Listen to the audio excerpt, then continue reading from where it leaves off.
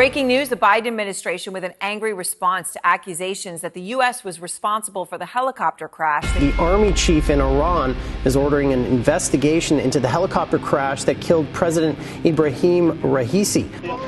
As Iranian commandos reached the crash site, it was clear that the failure of the helicopter in bad weather had been catastrophic. The United States had no part to play in that crash, and that's a fact, plain and simple. بسم الله الرحمن الرحیم.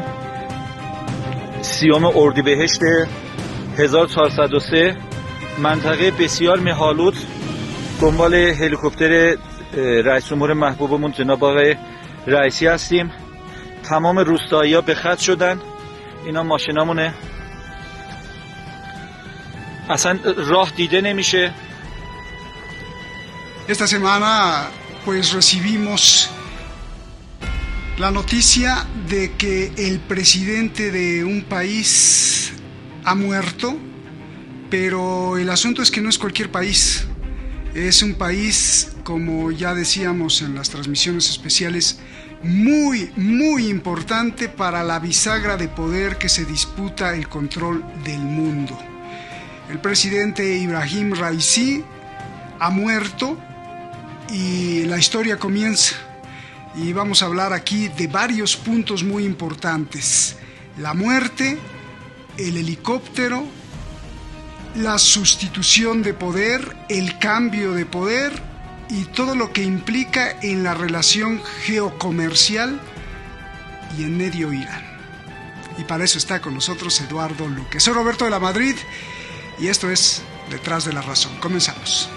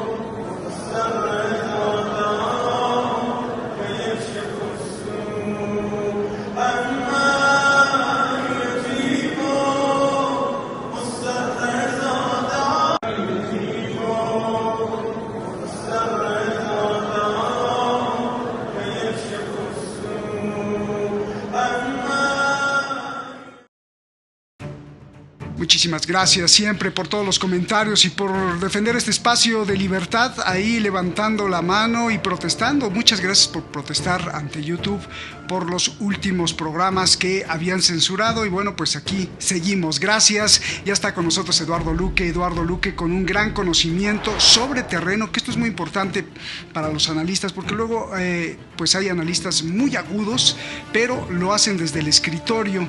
En cambio, Eduardo ha estado ahí en muchos países y conoce la guerra, la tragedia, la muerte, perdón por decirlo así, de cerca. Ha visto la miseria en la que viven muchos pueblos, ha visto cómo el opresor pues maltrata, ha visto y ha registrado todos estos eventos que construyen la historia, Eduardo, y no son flores, no te echo piropos así nada más, sino que pues son los hechos y tú has ahí constatado mucho. Hoy vamos a hablar de qué año, Eduardo, 2024, qué año se murió el presidente de Irán, y lo podemos decir así, ¿se murió o esto significa algo mucho más? Adelante y te vamos a escuchar con tu primer apunte, la lectura sobre este helicópterazo. Aquí en México se dice a veces avionazo cuando se cae un avión, pero esto pues va mucho más allá. Te escuchamos, Eduardo. Lo primero que yo quiero yo querría señalar es de que lo que decimos es sobre los hechos constatados y los que hay ahora información fehaciente. Por tanto, procuramos no montar historias, sino limitarnos a los hechos. Los hechos es que aparentemente se ha producido un accidente de helicóptero, que evidentemente han muerto el presidente y el primer ministro y algunos dirigentes regionales también de la zona, que se achaca a un accidente, la muerte del presidente, y las pistas que tenemos para decir que efectivamente ha sido una muerte por accidente son amplias. Primero, que si hubiera sido un atentado hecho por el Mossad, rápidamente Israel lo habría reclamado como una victoria propia. En este momento Netanyahu tiene una posición política muy debilitada y un atentado, conseguir matar al presidente iraní, le hubiera representado una gran inyección en el problema que vive ahora con su gobierno, que el gobierno de Netanyahu está roto.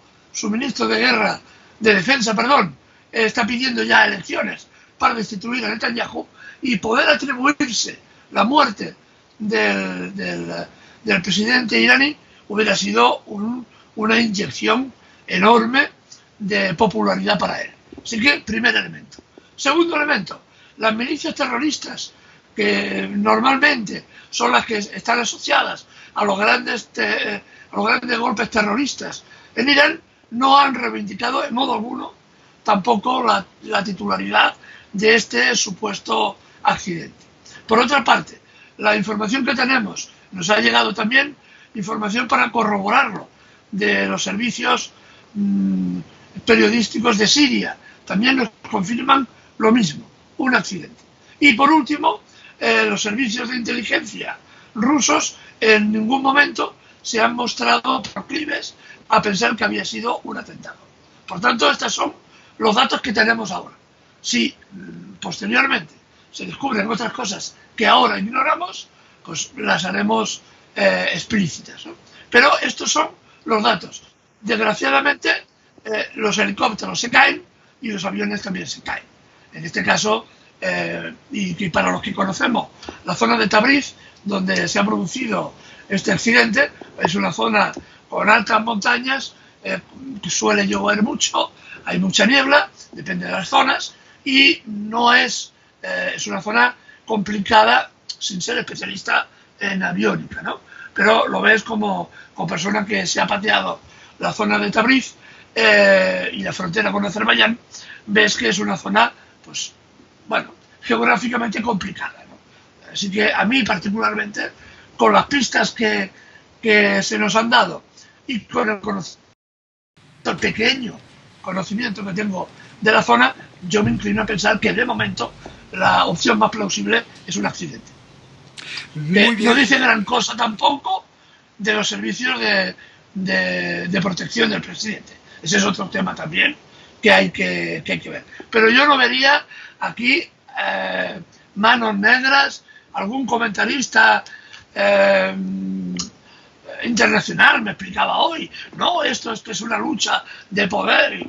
Hijo, inventarte historias, todos somos capaces de inventar historias, pero los periodistas o los que hacemos esta faena procuramos ajustarnos a los hechos, y estos son los que son, y después sacamos extrapolaciones, pero no podemos inventarnos, no sé, de si el ministro de Exteriores estaba peleado con el presidente. Son unas cosas de verdad que no tienen un poco ni ton ni son. Muy bien, pues muchas gracias por esta aclaración y sobre todo, como tú dices, basándose en los hechos. A ver, Eduardo, y bueno, el presidente ha muerto y aquí viene el problema. La historia empieza también porque ¿y ahora qué? ¿Qué sigue? ¿Qué sigue para el pueblo iraní? ¿Qué sigue para el gobierno iraní? ¿Qué sigue para el liderazgo iraní? Porque, bueno, como sabemos, hay el gobierno iraní y el liderazgo del líder supremo.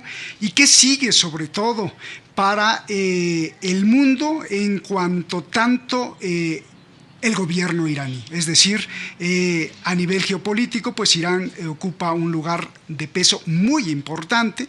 Entonces, antes de entrar al detalle de las redes internacionales, de cómo está Irán metido ahí, ¿qué sigue? ¿Qué sigue para el gobierno y qué sigue para Irán después de que Raisi ha muerto? La constitución iraní es muy clara a este respecto. Artículo 131 marca que a los 50 días de la desaparición por sustitución, por fallecimiento del presidente, se tienen que realizar nuevas elecciones legislativas. Entonces están previstas para mediados de junio, me parece que es. Ya está decidido. Además, la fecha ahora la busco y se la doy a los telespectadores, y se elegirá un nuevo presidente y habrá nuevas elecciones, porque sabemos que es un sistema presidencial con varios sistemas de control sobre la propia presidencia. Por ejemplo, el gran ayatolá tiene prácticamente el control del ejército, no así el presidente de gobierno, que tiene unas funciones limitadas y concretas, ¿no? Es decir, que hay un contrapoder, aparte de que existen tres poderes, también como en Occidente, ¿no? El legislativo, el ejecutivo y el judicial, reconocidos además por la Constitución iraní, ¿no? Entonces, a priori lo que vamos a ver es una nueva elección sobre un nuevo presidente y que, si me permites, sí que podemos hacer una proyección de las tendencias que va a tener este presidente sin conocer el nombre. El mejor dispuesto en este momento parece ser, lógicamente, el vicepresidente, ¿no? Es un hombre poco conocido en Occidente, vaya, prácticamente desconocido, pero que en el interior del país sí que ha tenido un cierto empuje popular, puesto que se dedicaba a cuestiones de solventar las ayudas sociales, en parte, y había creado algunas fundaciones de ayudas sociales a la población más desfavorecida, cosa bastante común en Irán, ¿no? Pero de momento no sabemos ni siquiera los que se van a presentar, ¿no? Por tanto, de momento hay este impasse de espera. Vamos al paso, creo que de peso fundamental de Irán por cierto, ahí te estoy viendo ahí tienes atrás una de las columnas preciosas, creo, de Persépolis. Qué lugar tan maravilloso, de verdad. Qué lugar tan de verdad tan simbólico y con tanta historia ahí. Persépolis se encuentra hacia el sur, hacia la ciudad de Shiraz, y ahí a unos 50 kilómetros, creo, de Shiraz. Y bueno, el asunto, y qué bueno que te pones esta foto, es que si me permites, Roberto, sobre la foto, es uno de los últimos viajes que hice, pero simboliza otra cosa: la barbarie de Occidente. Persépolis era una ciudad, por lo que describen los historiadores griegos que la vieron antes de Alejandro el Magno, que la destruyó. Era una ciudad de fábula, una ciudad maravillosa, ¿no? Llegó el gran héroe occidental, Alejandro el Magno, y la arrasó, la quemó, estuvo ardiendo durante semanas enteras, porque, según cuenta la tradición, le quiso hacer un favor a una bailarina o a un bailarín, no se sabe bien el sexo de la persona, y como demostración de poder le prendió fuego a la ciudad. Es decir, un ejemplo de la prepotencia occidental, que siempre, donde ha ido, ha dejado oscura memoria. Justamente quería que entráramos al tema del peso estratégico por el cual pues Irán es importante, y no por sí mismo, sino que también por la mirada de los imperios y la mirada de las potencias que ven hacia Irán.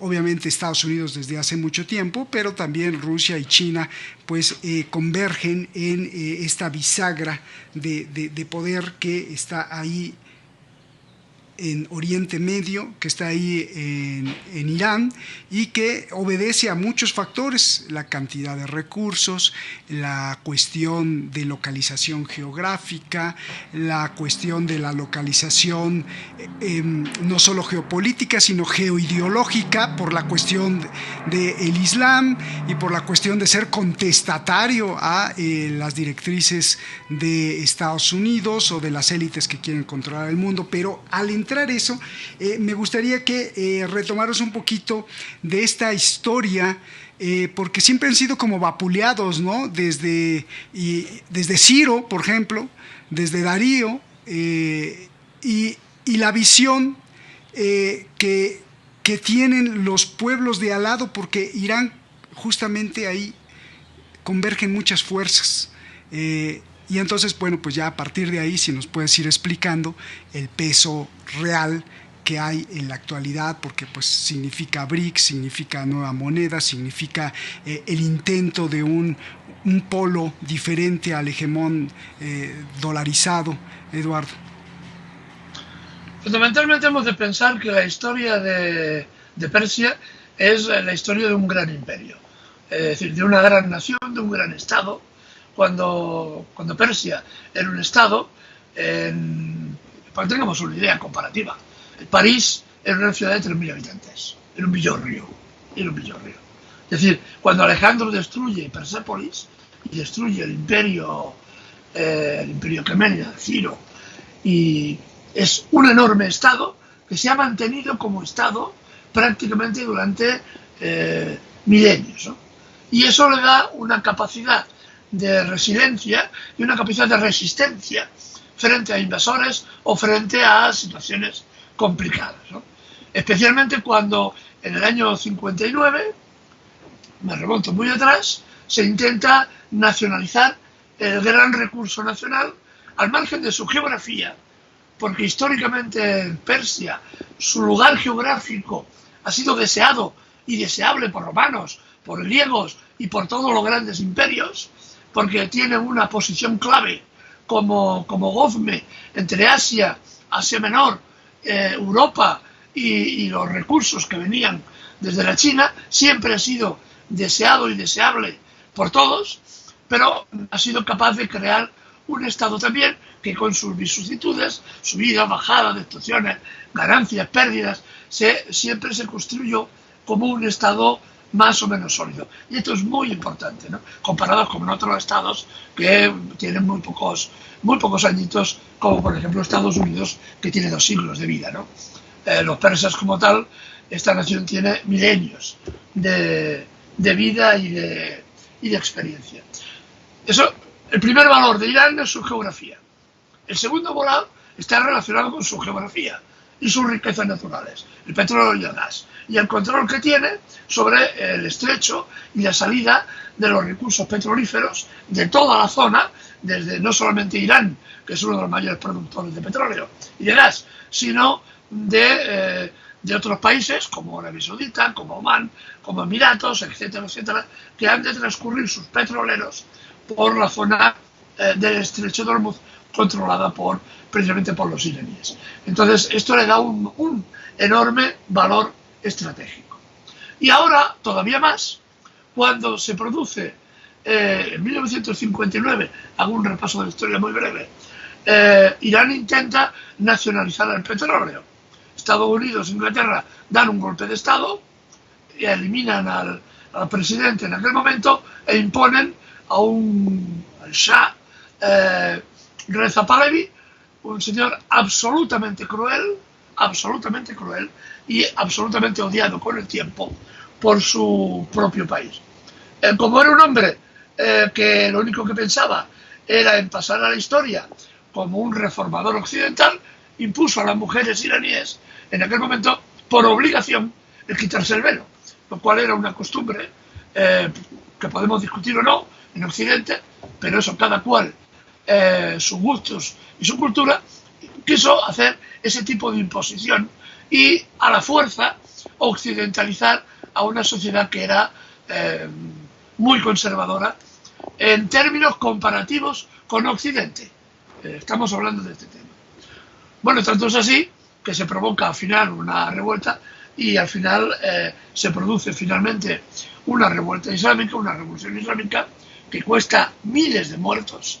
La represión de la policía del Shah era atroz, absolutamente atroz, cuesta miles de muertos y se impone el imán Khomeini y a partir de ahí se impone el Estado Islámico con sus cosas positivas y con sus cosas negativas, que también las había, y muchas.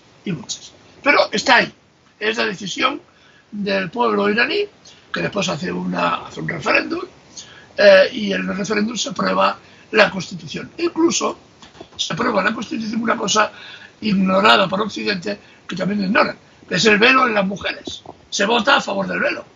Es decir, que está constitucionalmente recogido en la Constitución iraní. Lo único que se dice es que la mujer ha de ir honorablemente vestida. Y después se impone como costumbre el tema del velo, que aquí genera tantísimos problemas en Occidente. Una cuestión personal, absolutamente personal.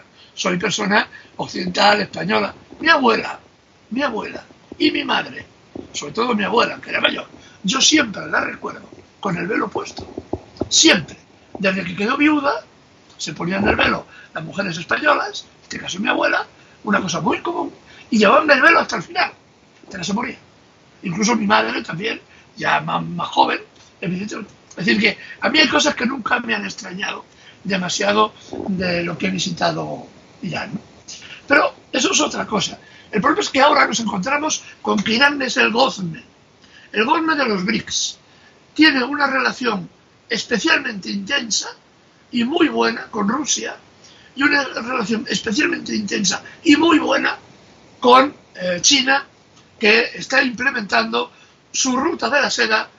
Una de las rutas, después lo podemos ver en algunos de los mapas, una de las rutas va por mar y otra de las rutas va por tierra. Y esta ruta por tierra, que va hacia el mar Caspio y después hacia Europa, va a pasar por Irán. Por tanto, Irán tiene un valor estratégico absolutamente importantísimo para China, para la ruta de la seda, para Rusia y para los BRICS. Por eso la muerte del presidente Raisi ha sido impactante en las cancillerías europeas, ¿no? Porque todo el mundo hace cábalas de cómo va a seguir la situación política, porque, por ejemplo, Rusia ha firmado en los 2 últimos años 2 grandes tratados de libre comercio con Irán, para intercambiar una cosa muy interesante, para sobrellevar el tema del cambio de moneda en dólares, que Estados Unidos, evidentemente, sanciona a un país y a otro. Lo que están haciendo es intercambiar, haciendo trueque. Rusia, por ejemplo, está dando acero, está dando manganeso, y Irán está proporcionando gas y está proporcionando un paso seguro a las exportaciones de petróleo rusas. Es decir, yo te pido manganeso, cromo, minerales que Irán necesita para desarrollar su propia industria, la propia industria militar, la coheteril y cualquier tipo de industria tecnológica. Recibo los minerales de Rusia a cambio de mi gas y a cambio de dejar pasar el gas y el petróleo ruso, que así no pueden sancionarlo. Y este es uno de los acuerdos que se ha adoptado, muy interesante para los 2 países, que evidentemente sostienen el esfuerzo de guerra de Rusia, porque a través de Irán puede vender su petróleo y su gas a la India, a Pakistán y a China. Y estos 3 países cogen el petróleo ruso que ha pasado por territorio iraní. Los 2 grandes, fíjense en la paradoja, los 2 grandes enemigos de Occidente, Moscú y Teherán, pasa el gas y el petróleo por allá, que se va a la India, para que la India lo coja y se lo revenda a los europeos, ellos tan inteligentes, y a los norteamericanos, ellos tan lúcidos. Así que el petróleo y el gas de los países enemigos acaba pagándose en buen dinero por parte de Occidente, que lo tiene que pagar, y muy caro, por cierto, y muy caro. Esto es la importancia geoestratégica que en este momento tiene Irán. Y tiene otra importancia también vital. 87 millones de habitantes, es posiblemente una de las naciones, menos Egipto, que es aún tiene más población, de toda la zona. Es una potencia demográfica y además con una población muy joven.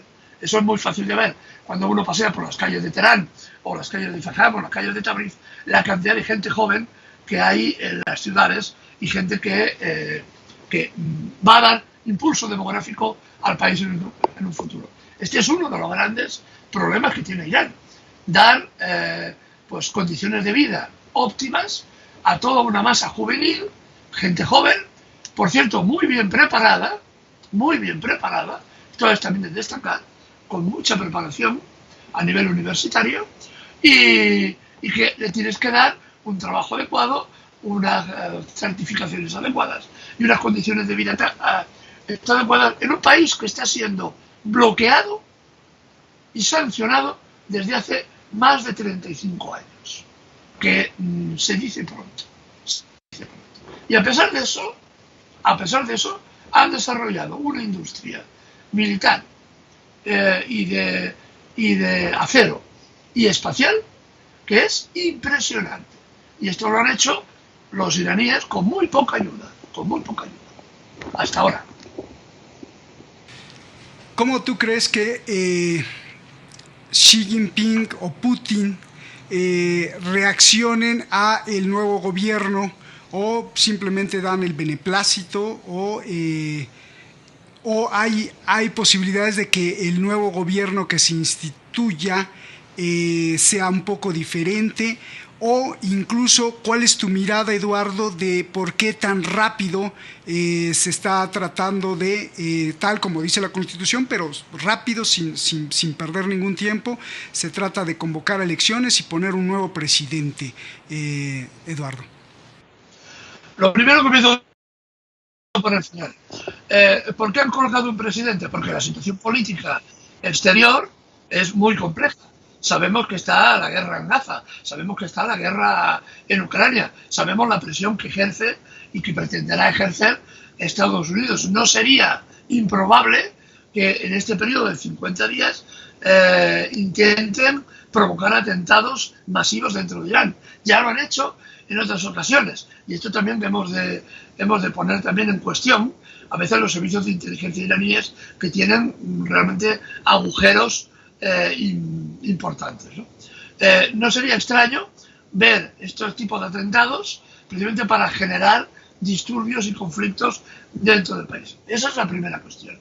La segunda cuestión es que Putin y Xi Jinping, el presidente chino, están muy interesados que la evolución de Irán siga en el camino que el presidente Raisi, presidente muerto, seguía en este momento. De hecho, rápidamente los dos presidentes, el ruso y el chino, llamaron dando el pésame, y además el presidente Putin mantuvo una por teléfono con el viceprimer ministro y sustituto de Raisi inmediatamente el mismo día que se conoció la muerte, y el presidente se mantuvo una conversación a altísimo nivel entre Rusia y Teherán, precisamente me imagino yo, para asegurar primero la transición y que esta transición mantuviera los acuerdos que estaban firmados y que se pueden llegar a firmar, porque ahora estaba a punto de firmarse nuevos acuerdos también muy importantes de inversión, tanto rusa como iraní, en nuevos proyectos de gas y de infraestructuras. Hay un proyecto que parece un sueño, pero que ya desde la época casi de Alejandro el Magno había algún geógrafo griego que ya lo pensaba, de hacer un canal entre el mar Caspio y el mar Índico, atravesando toda la península de Irán. Esto es un proyecto que técnicamente es carísimo, porque estamos hablando de un canal navegable que atravesaría todo el país de norte a sur, pero que abarataría el precio del transporte del combustible en cerca de un 35 o un 40%. Esto sería un enorme negocio para Irán y para todos los países que quieren transportar el petróleo, que no dependería, sería un transporte seguro, que no dependería de la presión que ejerza o que pudiera ejercer Estados Unidos. Ese proyecto está ahí y los Los ingenieros chinos, que tienen ya una enorme experiencia y son excepcionales, ya se lo han planteado con suma seriedad. Faltaba el acuerdo entre Irán y Moscú. Yo me imagino que, y esto sí que es una imaginación, que una de las cosas que habrán hablado es mantener el nivel de relación económica entre un país y otro. Y otro gran proyecto, que ya está casi acabado, también con ayuda rusa y con ayuda china, es un tren que va desde Irán, atravesando Irak, el antiguo enemigo, hasta desembocar a Siria. Por este ramal también iría, aparte del tren, mercancías de la ruta de la seda, irían también asociados oleoductos y gasoductos. Así que vemos como uno, si tienes el mapa un poco en la cabeza, vemos la importancia de Irán y cómo estos dos países, amigos, Rusia y Pekín, Moscú y Pekín, no van a dejar que el país, si me permite la expresión, vaya descarriado, ¿no? Vaya descarriado. Y aparte, hay otro elemento importante que quiero resaltar.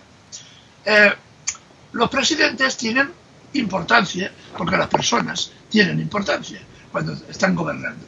Pero detrás hay otros señores y hay otras fuerzas que son las que le proporcionan el poder y lo mantienen.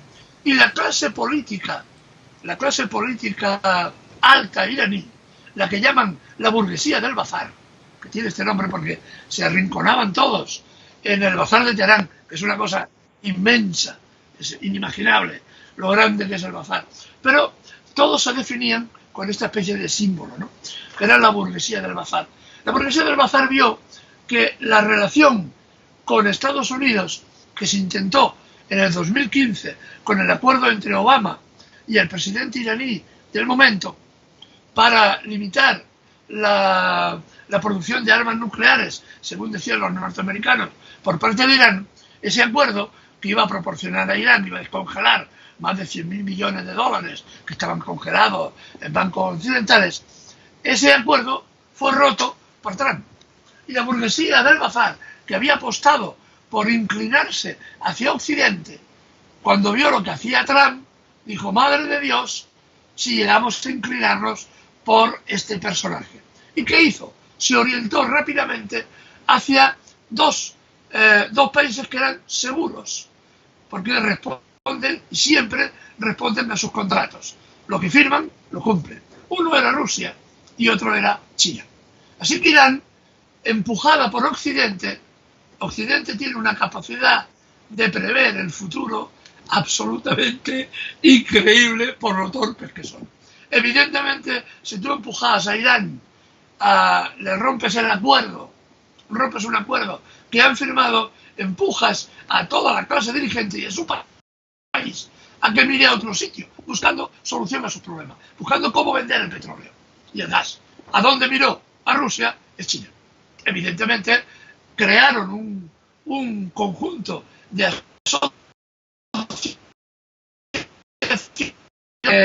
realmente entender qué está pasando. Claro, ahí te quedabas un poco congelado, pero finalmente ya te escuchamos.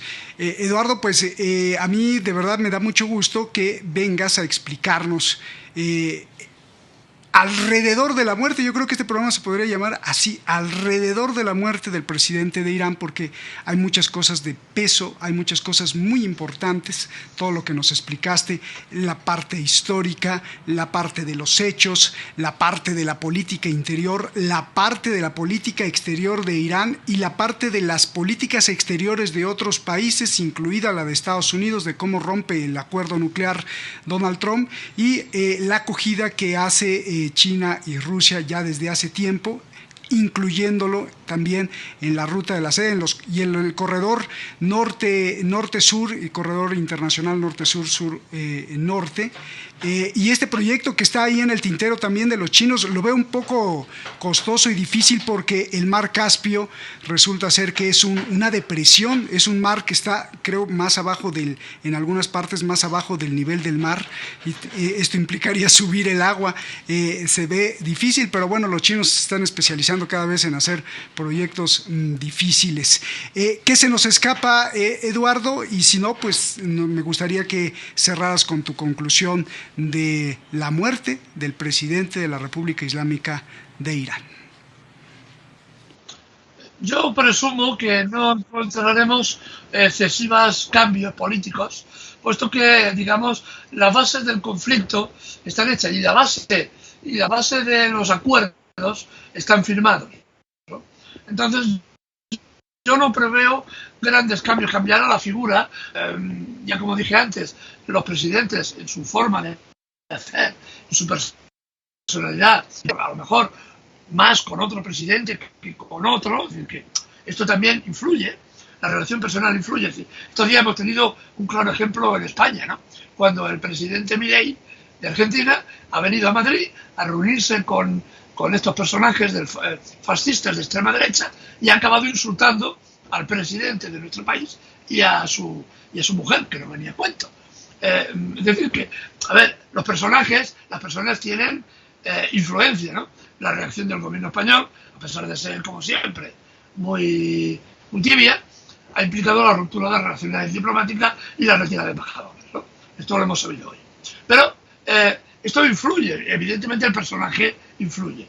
Pero hay otra gente detrás, otro trasfondo, que son los que tienen el poder económico, que esos sí tienen claro que el camino de Irán para desarrollarse es un camino que lleva hacia los BRICS, hacia China y hacia Rusia. Y los acuerdos con Rusia son espectaculares en este momento, ¿eh? Son espectaculares. La ruta que ha creado el nuevo puente terrestre eurasiático es realmente espectacular, la cantidad de infraestructuras que se van a crear en muy poco tiempo, ¿no? Esto va a consolidar, por un lado, va a consolidar al gobierno, el que sea, el que salga, porque esto genera enormes inversiones y mucho trabajo, y evidentemente una parte de la sociedad se va a ver beneficiada de estas enormes inversiones. Estamos hablando de que China se planteaba inversiones en 5 o 6 años, se llegó a hablar de 120.000 millones de dólares, cifras tremendas. Esto genera infraestructura, genera fábricas, genera vías férreas, genera muchas cosas y genera puestos de trabajo y un incremento económico para la población. Y esto es importantísimo para cualquier gobierno que se precie, ¿no? Y esto es igual por el lado iraní, y esto va a consolidar también la posición de apoyo iraní a la posición rusa y la posición china en caso de un conflicto como ya tenemos en Ucrania y en Gaza, ¿no? Así que tampoco va a cambiar la orientación del gobierno iraní en cuanto al apoyo que ha prestado político, militar y económico a Gaza y a Cisjordania, y tampoco va a cambiar el apoyo que ha prestado al Yemen, porque las relaciones con el Yemen también son excepcionales, ¿no?